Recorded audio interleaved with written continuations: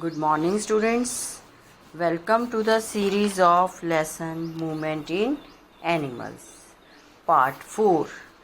And today, first we will discuss about the movement in vertebrates, how movement in vertebrate is different from the movement in invertebrates. Movement, what do you mean by the gait? Gait. Gait means the way animals move. That is known as gait. The way animals move is called gait.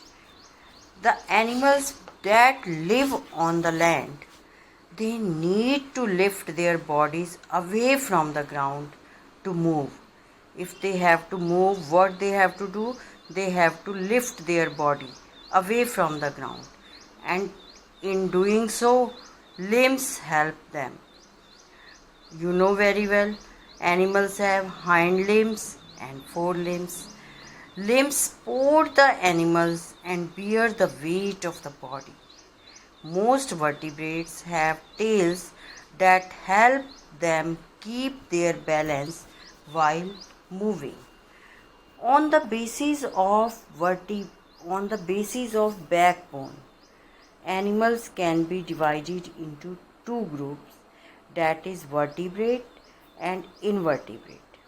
Vertebrate, what do you mean by vertebrate? Animals that have a backbone are called vertebrates.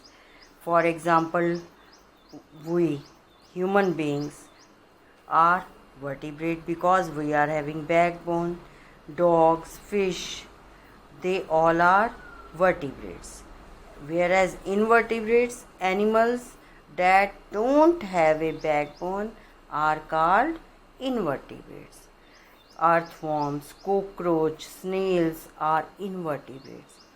And movement in vertebrate is different from them in invertebrate. First, we will discuss about the movement in the animals that don't have a backbone.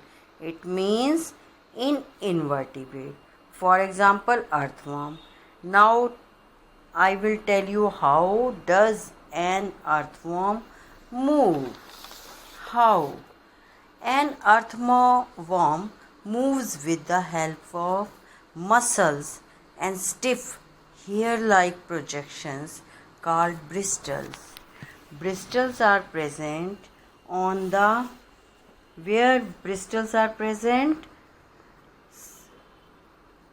on the lower surface of the body. Bristles are present on the lower surface of the body, and they can be moved in and out to grip the ground. It means bristles help them in gripping the ground.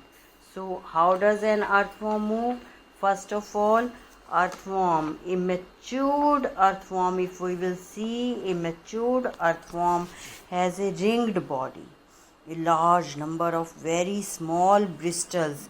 Bristles means hair-like projections are present on the lower surface of the body, and these bristles are connected with muscles at their bases.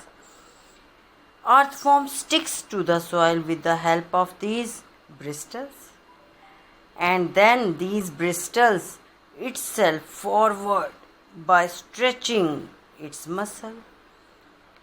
So these are bristles like projections on their bodies which help in movement. The muscular movement push their blood in the direction of the body movement. This movement of blood makes the body to move. It can move backward by contracting its muscle. Consequently, it can cover only a small distance with every move. So what we have studied, how does an earthworm moves? Very easy. First of all, you have to see a matured earthworm has a ringed body. Rings are present on the earthworm, and it moves with the help of muscles and stiff hair-like projections. What do you call these hair-like projections?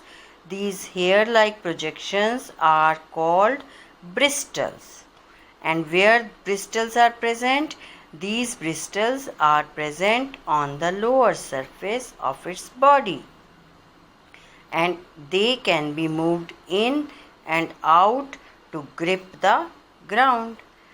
Now, earthworm sticks to the soil with the help of these bristles and then pushes itself forward by stretching its muscle.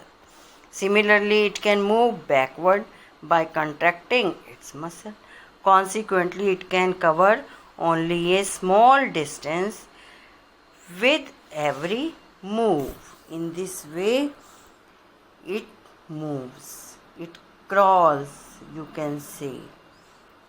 Earthworm also secrete a slimy substance that help them in easy movement.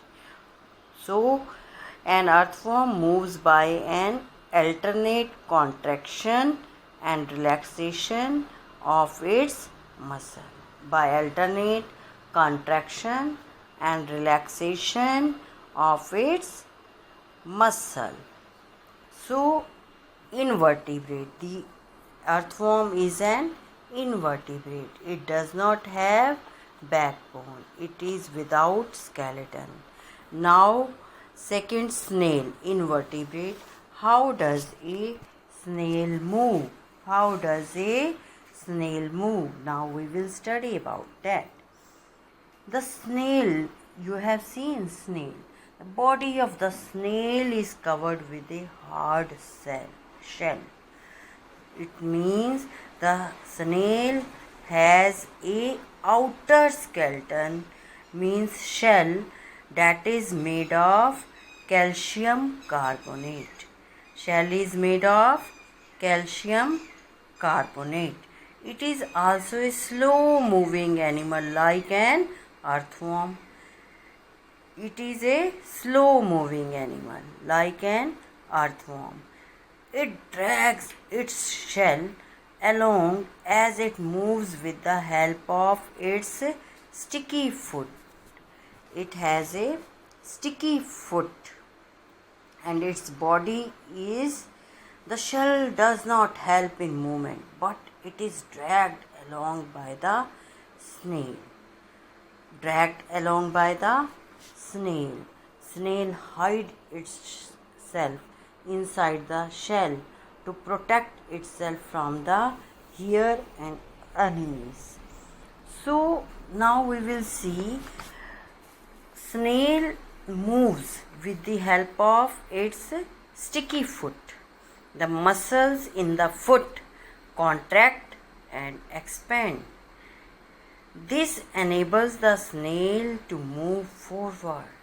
The snail has a gland. It has a gland. What does this gland produce? This gland produces a slimy mucus. And what is the function of this mucus, beta? The mucus hardens when it comes in contact with air. And you have seen these silvery tracks in the garden. Silvery tracks. You have seen silvery tracks in the garden.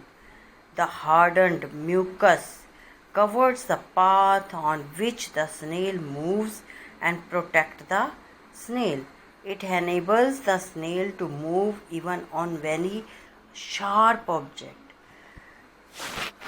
How it can move on very sharp object? Even it can move on the very, you can see, sharp object like blade, etc. So, snail, what type of skeleton snail has? Exoskeleton.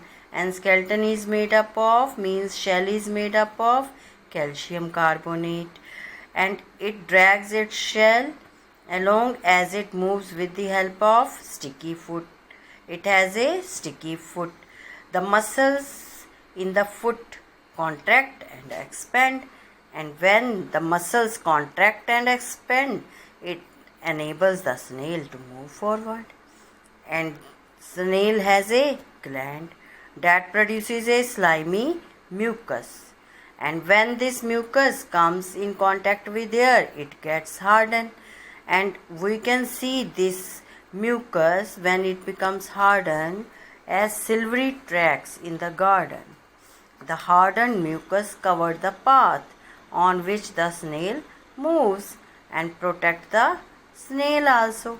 It enables the snail to move even on very sharp object. Now a tail of mucus is left behind as the snail crawls. In this way, today now in this video what we have studied? First we have studied about the vertebrate. Animals that have a backbone are called vertebrates. Human beings, dog, fish, snakes are vertebrate. Then we have studied about invertebrate. Animals that don't have a backbone are called invertebrates. Earthworm, cockroach and snails are invertebrates. Then in this video we have studied about the movement in invertebrates, how invertebrates like earthworm, like snail move, and cockroach is also an invertebrate, and this we will study in the next video. Okay beta, that's all. Thank you. Have a nice day.